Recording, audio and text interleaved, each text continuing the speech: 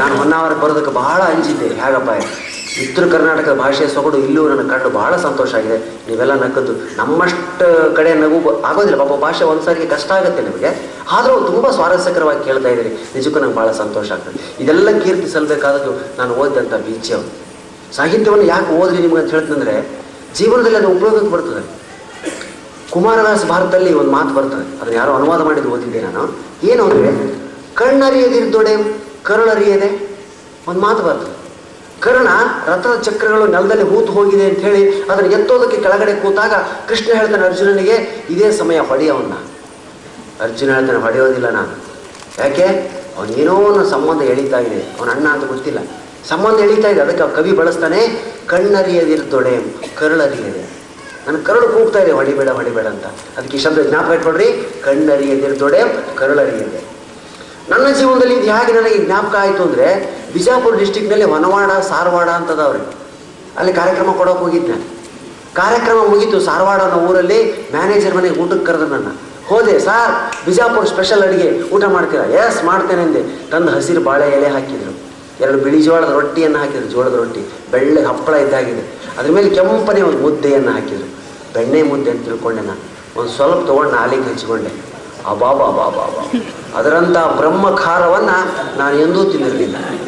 ನನಗೆ ನವರಂಧ್ರಗಳು ಇವೆ ಅಂತ ಗೊತ್ತಾದದ್ದೇ ಅವತ್ತು.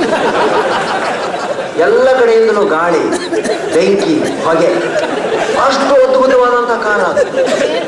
ಹಾ ಅಂದೆ, ಹೋ ಅಂದೆ, ನೀರು ಕುಡಿದೆ, ಬರೀ ರೊಟ್ಟಿ ತಿಂದೆ, ಬರೀ ಎಲೆ ತಿಂದೆ, ಮಜ್ಜಿಗೆ ಕುಡಿದೆ, ಹೋಗಲಿಲ್ಲ ಖಾರ. ಇಡೀ ದಿವಸ ಮಾಡೋಕ್ಕಾಗ್ತದೆ ಅಂಥ ಬ್ರಹ್ಮಖಾರ. ರೂಮಿಗೆ ಬಂದು ಮಲ್ಕೊಂಡ್ಬಿಟ್ಟೆ. ಅವತ್ತು ಇಡೀ ದಿವಸ ಊಟ ಇಲ್ಲ, ಏನೂ ತಿನ್ನೋದಕ್ಕೆ ನಾಲಿಗೆ ಬಿಡ್ತಾ ಇಲ್ಲ, ಹೊರ್ಕೊಂಡ್ಬಿಟ್ಟದ ನಾಲಿಗೆ. ಬೆಳಗಾಯ್ತು, ಹೊನವಾಡ ಅಂತ ಇನ್ನೊಂದು ಊರು ಮರುದಿನ ಅಲ್ಲಿ ಹೋಗಿ ಮಾತಾಡಿದೆ. ಜನ ನಕ್ಕರು, ಸಂತೋಷಪಟ್ಟರು. ಆ ಮ್ಯಾನೇಜರ್, ಸಾರ್ ನಮ್ಮನೆ ಊಟಕ್ಕೆ ಬರ್ತೀರಾ? ಖಂಡಿತ ಬರ್ತೇನೆ. ಹೋಗಿ ನೋಡ್ತೇನೆ, ಸೇಮ್ ಸೀನ್. ಹಸಿರು ಬಾಳೆ ಎಲೆ, 2 ಬಿಳಿ ಜೋಳದ ರೊಟ್ಟಿ, ಕೆಂಪು ಮುದ್ದೆ. ಮುಟ್ಲಿಲ್ಲ, ನಾನು ಕೈ ಮುಗಿದ್ಬಿಟ್ಟೆ. ಯಪ್ಪ ಬೇಡ. ಎದಕ್ಕೆ ಸಾರ್? ಕಣ್ಣರಿಯದಿರ್ದೊಡೆ ಕರುಳರಿಯದೆ.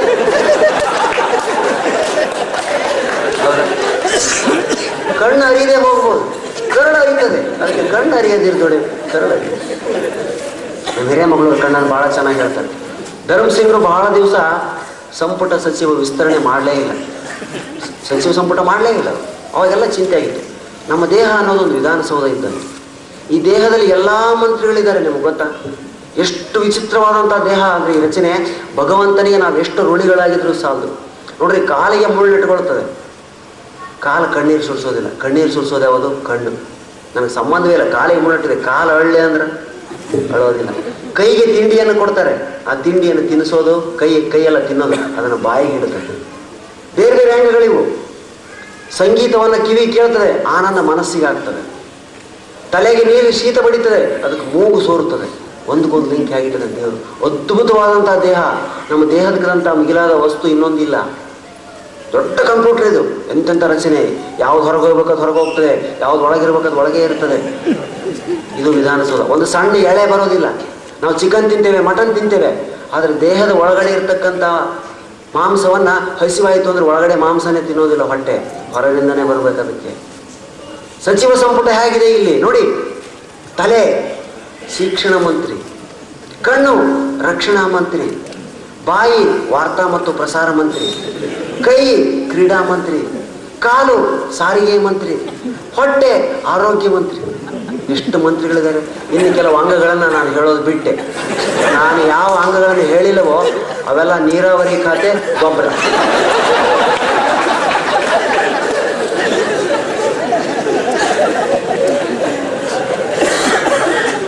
ಜೀವನದಲ್ಲಿ ಅನುಭವ ಬಹಳ ಮುಖ್ಯ. ಅನುಭವ ಆದಂತೆ ಮನುಷ್ಯ ದೊಡ್ಡವನಾಗ್ತಾ ಹೋಗ್ತಾನೆ. ನಾನು 200 ಊರುಗಳನ್ನು ಅಡ್ಡಾಡಿದ್ದೇನೆ ಅಂದರೆ ನಾನು ಬರೀ ಜನರಿಗೆ ಹೇಳಿಲ್ಲ, ಅವರಿಂದ ಸಾಕಷ್ಟನ್ನು ಕಲ್ತಿದ್ದೇನೆ. ಸಿರ್ಸಿಗೆ ಬಂದಾಗ ಅಲ್ಲಿ ಲ್ಯಾಂಗ್ವೇಜೇ ಬೇರೆ, ಅಲ್ಲಿ ಏನೋ ಜೋಕ್ಗಳು ಹೇಳಿದರು. ನೀವು ಜೋಕ್ ಹೇಳಿದ್ರೆ ನಾವು ಕೇಳ್ತೀವಿಲ್ಲ ಅಂತಲ್ಲ, ಈ ಭಾಗ ಜೋಕ್ಗಳೇ ಬೇರೆ ಇರ್ತವೆ. ನಮ್ಮ ಕಡೆ ಬಿಜಾಪುರ ಸೈಡ್ ರೀ, ಏನಾರ ಎಕ್ಸ್ಕ್ಯೂಸ್ ಮೀ ತಪ್ಪು ಮಾಡಿವಿ ಅಂತಂದ್ರೆ ಸಾರಿ ಅನ್ನಂಗಿಲ್ಲ. ತಪ್ಪು ಆತು 3000, ನಮ್ಮ ತಪ್ಪು ಹೊಟ್ಟೆಗೆ ಹಾಕ್ಕೊಳ್ರಿ ಅಂತಾರೆ. ಹೊಟ್ಟೆಗೆ ಹಾಕ್ಕೊಳ್ರಿ ಅಂದ್ರೆ ನುಂಗ್ರಿ ಅಂತ, ಸರಿ ಎಕ್ಸ್ಕ್ಯೂಸ್ ಮಾಡ್ರಿ ಅಂದಂಗೆ. ಹೊಟ್ಟೆಗೆ ಹಾಕ್ಕೊಳ್ರಿ 1000 ನಮ್ಮ ತಪ್ಪು. ಇದು ಎಂಥ ಅನಾಹುತ ಆಗ್ತದೆ ಗೊತ್ತೇನೆ. ನಮ್ಮಲ್ಲಿ ಗ್ರಾಮೀಣ ಬ್ಯಾಂಕ್ ಅದಾವ, ಬಿಜಾಪುರ ಗ್ರಾಮೀಣ ಬ್ಯಾಂಕ್. ಅಲ್ಲೊಬ್ಬ ರೈತ ಸಾಲ ಕೇಳಕ್ಕೆ ಬಂದಿದ್ದ ಮ್ಯಾನೇಜರ್ನ. ಸರ ನಂಗೆ ಸಾಲ ಬೇಕಾಗೈತ್ರಿ. ಕೊಡ್ತೀನಪ್ಪ, ಫಾರಮ್ ತುಂಬಿ ಸಹಿ ಮಾಡಿ ಏನು ಅಂದ್ರು ಮ್ಯಾನೇಜರ್. ಆಯ್ತು ಸರ, ನೀವು ಫಾರಮ್ ತುಂಬ್ರಿ ಸರ, ನಾ ಸಹಿ ಮಾಡ್ತೀನಿ ಅಂದ. ಸರಿ ಅಂತೇಳಿ ಮ್ಯಾನೇಜರ್ ಪಾಪ 15 ನಿಮಿಷ ಖರ್ಚು ಮಾಡಿ ಫಾರಮ್ ತುಂಬಿದ್ರು. ಅವನ ಕಡೆ ಫಾರಮ್ ತಿರುಗಿಸಿ ಕೊಟ್ಟು ತಗೋ ಸಹಿ ಮಾಡು ಅಂದ್ರು. ಇಂಕ್ ಪೆನ್ ಕೊಟ್ರು ಅವನು. ಅವನು ಟೋಪನ್ ಏನು ಮಾಡಿದ್ರಿ, ಆ್ಯಂಟಿ ಕ್ಲಾಕ್ ವೈಸ್ ತಿರುಗಿಸ್ಬಿಟ್ಟ. ಟೈಟ್ ಆಗಿಬಿಡ್ತಾರೆ. ಟೈಟ್ ಹಾಕೊಂಡು ಹೇಗೆ ಅಂತೇಳಿ ದೋತರು ಚುಂಗ್ ಹಿಡ್ತಾಳೆ ಕಿತ್ತಿ ಬಿಟ್ರ ಟೋಪನ್ ಬರಲಿಲ್ಲ, ಗಡ್ಡಿನ ಬೈಲಿಗೆ ಬಂತು. ಮಸಿ ಎಲ್ಲ ತುಂಬಿದ ಫಾರಮ್ ಮೇಲೆ ಚೆಲ್ಲಿಬಿಡ್ತು. ಮಸಿ ಚೆಲ್ತಿ ಬಾ ಅಂತೇಳಿ ಅವ ತಲೆ ಮ್ಯಾಗಿನ ಟೊಪಿಗೆ ತೆಗೆದು ವಾರಿಸಿಬಿಟ್ಟ ಅದನ್ನ. 15 ನಿಮಿಷ ಖರ್ಚು ಮಾಡಿ ಮ್ಯಾನೇಜರ್ ಫಾರಮ್ ತುಂಬ್ಯಾನ್ರಿ, 1 ಅಕ್ಷರ ಕಾಣವನು. ರಮ ರಾಡ್ಯದ್ದೋತ್ ಫಾರಮ್. ಸಿಟ್ಟು ಬಂದ್ಬಿಡ್ತೀರಿ ಮ್ಯಾನೇಜರ್ಗೆ, ನೀನು ನಾವು ಸುಳಿ ಮಗನ ಹೇತು ಬಿಟ್ಟೆ ಹಾಳೆ ತುಂಬ ಇವಾಗ ಕೈ ಮುಗು ತಪ್ಪಾದ್ರಿ ಸಾವಿರ ಹೊಟ್ಟೆಗೆ ಹಾಕೊಳ್ರಿ ಅದನ್ನ.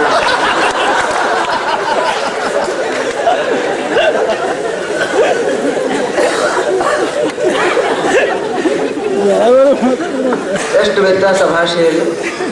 ಶಬ್ದಶಃ ಅರ್ಥ ಮಾಡಿಕೊಂಡ್ರೆ ಉರ್ಲಕ್ಕೊಂಡು ಸಾಯ್ಬೇಕು ಮ್ಯಾನೇಜರ್. ಆದ್ರೆ ಮಾತು ಹಂಗೆ ನಡೀತಾವೆ. ಕೆಲವು ಮಾತುಗಳನ್ನ ಆಡ್ತೀವಿ ನಾವು, ಅರ್ಥ ಮತ್ತು ಅಭಿಪ್ರಾಯ ಬೇರೆ, ಮಾತೇ ಬೇರೆ, ಅಭಿಪ್ರಾಯನೇ ಬೇರೆ.